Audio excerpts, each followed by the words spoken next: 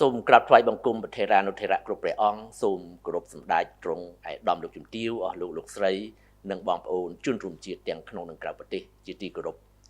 ថ្ងៃនេះអ្នកនាំពាក្យរាជរដ្ឋាភិបាលសូមធ្វើបច្ចុប្បន្នភាពព័ត៌មានសំខាន់ជូនបងប្អូនជនរួមជាតិជ្រាបដូចតទៅទី1គណៈប្រតិភូជាន់ខ្ពស់រាជរដ្ឋាភិបាលកម្ពុជាដឹកនាំដោយសម្ដេចមហាបវរធិបតីហ៊ុនម៉ាណែតនាយករដ្ឋមន្ត្រីបានអញ្ជើញទៅដល់ទីក្រុងកាហ្សាននៃសាធារណរដ្ឋតាកាស្ថានសហព័ន្ធរុស្ស៊ីដោយសុវត្ថិភាពកាលពីរសៀលថ្ងៃទី17ខែមិថុនាឆ្នាំ2026សម្ដេចធិបតីក៏បានអញ្ជើញចូលរួមពិធីជប់លៀងដែលរៀបចំនិងទទួលស្វាគមន៍យ៉ាងកក់ក្ដៅរាក់ទាក់ដោយប្រធានាធិបតីរុស្ស៊ីអេដាមវ្លាឌីមៀពូទីនក្នុងនាមជាម្ចាស់ផ្ទះនៅល្ងាចថ្ងៃដដែលសូមបញ្ជាក់ជូនថាតបតាមការអញ្ជើញរបស់ប្រធានាធិបតីសហព័ន្ធរុស្ស៊ីវ្លាឌីមៀពូទីនសម្ដេចមហាបវរធិបតីហ៊ុនម៉ាណែតនាយករដ្ឋមន្ត្រីកម្ពុជានឹងចូលរួមកិច្ចប្រជុំកំពូលរំលឹកខួបអនុស្សាវរីយ៍អាស៊ានរុស្ស៊ីដើម្បីប្រារព្ធខួបទី35នៃទំនាក់ទំនងដៃគូសន្ទនាអាស៊ានរុស្ស៊ីនៅទីក្រុងកាហ្សានសហព័ន្ធរុស្ស៊ីកិច្ចប្រជុំកំពូលនេះគឺជាការឡានវត្តភាពដ៏សំខាន់ក្នុងការកំណត់ទិសដៅជំរុញបន្ថែមទៀតនូវភាពជាដៃគូយុទ្ធសាស្ត្រអាស៊ាននិងរុស្ស៊ីថ្នាក់ដឹកនាំក៏នឹងផ្លាស់ប្ដូរទស្សនៈគ្នាលើបញ្ហាតំបន់និងអន្តរជាតិដែលជាផលប្រយោជន៍និងក្តីកង្វល់រួម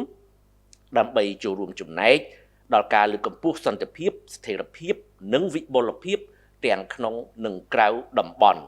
សម្ដេចនាយករដ្ឋមន្ត្រីក៏នឹងចូលរួមព្រឹត្តិការណ៍អមផ្សេងរួមទាំងមានជំនួបទ្វេភាគីមួយចំនួនដើម្បីពង្រឹងបន្ថែមទៀតនៅទំនាក់ទំនងទ្វេភាគីនិងពហុភាគីក៏ដូចជាលើកកម្ពស់កិច្ចសហប្រតិបត្តិការក្នុងវិស័យដែលមានផលប្រយោជន៍រួមនិងផ្ដល់អត្ថប្រយោជន៍ទៅវិញទៅមកនេះគឺជាបេសកកម្មការទូតក្រៅប្រទេសលើកទី2ក្នុងខែមិថុនាឆ្នាំ2026នេះបន្ទាប់ពីដំណើរអញ្ជើញបំពេញទស្សនកិច្ចផ្លូវការនៅសាធារណរដ្ឋសង្គមនិយមវៀតណាមនិងការអញ្ជើញចូលរួមវេទិកាអនាគតអាស៊ានលើកទី3នៅទីក្រុងហាណូយកាលពីថ្ងៃទី8និងទី9ខែមិថុនាការនេះបានបង្ហាញពីការងារការទូតយ៉ាងសកម្មរបស់សម្ដេចធិបតីនាយករដ្ឋមន្ត្រីដើម្បីពង្រឹងនិងពង្រីកកិច្ចសហប្រតិបត្តិការទ្វេភាគីនិងពហុភាគីជាមួយនឹងបណ្ដាប្រទេសជាមិត្តដើម្បីឧត្តមប្រយោជន៍ជាតិផងនិងដើម្បីការពារអធិបតេយ្យភាពជាតិបូរណភាពទឹកដីនិងប្រជាជននៅលើឆាកអន្តរជាតិផងទី2កម្ពុជាបានជាប់ឆ្នោតជាសមាជិកគណៈកម្មការអន្តររដ្ឋាភិបាលដើម្បីកិច្ចការពារបេតិកភណ្ឌវប្បធម៌អរូបីនៃអង្គការ UNESCO សម្រាប់អាណត្តិឆ្នាំ2026ដល់2030នេះគឺជាដំណឹងដ៏គួរឲ្យរីករាយនិងគួរឲ្យអបអរសាទរសម្រាប់បរិជាអាណាចក្រកម្ពុជាដែលត្រូវបានសម័យប្រជុំលើកទី11នៃរដ្ឋជាភាគីអនុសញ្ញាដីពីកិច្ចការពារបេតិកភណ្ឌវប្បធម៌អរូបីឆ្នាំ2003បានបោះឆ្នោតគាំទ្រកម្ពុជាជាសមាជិកគណៈកម្មការអន្តររដ្ឋាភិបាលដើម្បីកិច្ចការពារបេតិកភណ្ឌអរូបីសម្រាប់អាណត្តិឆ្នាំ2026-2030សម័យប្រជុំនេះបានប្រព្រឹត្តទៅនៅថ្ងៃទី17-18ខែមិថុនាឆ្នាំ2026នៅទីស្នាក់ការកណ្ដាលនៃអង្គការ UNESCO ក្នុងទីក្រុងប៉ារីប្រទេសបារាំងនិងមានការចូលរួមពីរដ្ឋភាគីចំនួន185ប្រទេសគណៈប្រតិភូតំណាងរាជរដ្ឋាភិបាលកម្ពុជាដែលចូលរួមក្នុងសម័យប្រជុំនេះដឹកនាំដោយលោកជំទាវបណ្ឌិតសភាចារភឿងសក្កណារដ្ឋមន្ត្រីក្រសួងវប្បធម៌និងវិចិត្រសិល្បៈនិងជាប្រធានគណៈកម្មការជាតិ UNESCO កម្ពុជាទី3គ្រួសារអតីតយុទ្ធជនដែលមានជីវភាពខ្វះខាត20គ្រួសារក្នុងស្រុកមុខកំពូលខេត្តកណ្ដាលបានទទួលអំណោយរបស់សម្ដេចតេជោហ៊ុនសែននិងសម្ដេចធិបតីហ៊ុនម៉ាណែតតាមរយៈក្រុមការងារមនុស្សធម៌សម្ដេចតេជោធិបតីអំណោយនេះបានបង្ហាញពីការយកចិត្តទុកដាក់និងការដឹងគុណរបស់ថ្នាក់ដឹកនាំចំពោះអតីតយុទ្ធជនដែលបានលះបង់ដើម្បីបុព្វហេតុបម្រើជាតិមាតុភូមិនិងប្រជាជនគ្រួសារអតីតយុទ្ធជនទាំងនោះបានសម្ដែងនូវក្តីរីករាយនិងថ្លែងអំណរគុណយ៉ាងជ្រាលជ្រៅបំផុតជូនចំពោះសម្ដេចតេជោហ៊ុនសែននិងសម្ដេចធិបតីហ៊ុនម៉ាណែតដែលតែងតែយកចិត្តទុកដាក់ចំពោះប្រជាពលរដ្ឋដែលមានជីវភាពខ្វះខាតជាពិសេសចំពោះគ្រួសារ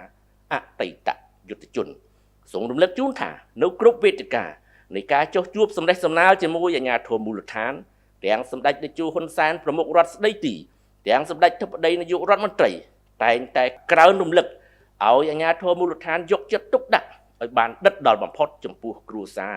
វីរៈយុទ្ធជនដែលកំពុងតែឈរជើងនៅជួរមុខគ្រួសារវីរៈយុទ្ធជនពលីនិងអតីតយុទ្ធជនពីព្រោះ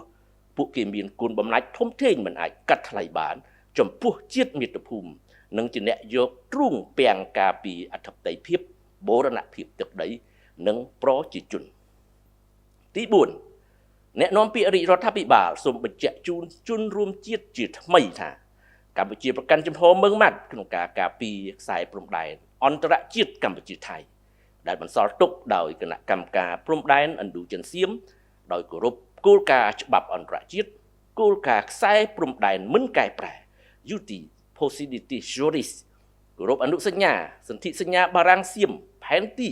និងកំណត់ហេតុបោះបង្គោលព្រំដែនរបស់គណៈកម្មការបោះបង្គោលព្រំដែនឥណ្ឌូចិនសៀមព្រមទាំងកិច្ចព្រមព្រៀងនិងឯកសារពាក់ព័ន្ធនានាដែលភាគីទាំងពីរបានឯកភាពគ្នាកាលពីពេលកន្លងមកពាក់ព័ន្ធនឹងព្រំដែនសមុទ្ររាជរដ្ឋាភិបាលកម្ពុជាបានប្រើប្រាស់យន្តការផ្សះផ្សាដោយបង្ខំ Compulsory Conciliation ក្រោមអនុសញ្ញាអង្គការសហប្រជាជាតិ UNCLOS ដើម្បីដោះស្រាយតំបន់ទាមទារដែនសមុទ្រត្រួតគ្នាជាមួយនឹងប្រទេសថៃ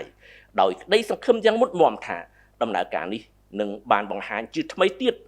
នៅតម្លៃពិតនៃច្បាប់អន្តរជាតិនិងការដោះស្រាយចំនួនដោយសន្តិវិធីខណៈដែលកម្ពុជាមិនទទួលស្គាល់ជាដាច់ខាតនៅការកែប្រែខ្សែព្រំដែនណាមួយដែលកើតចេញពីការប្រើប្រាស់កម្លាំង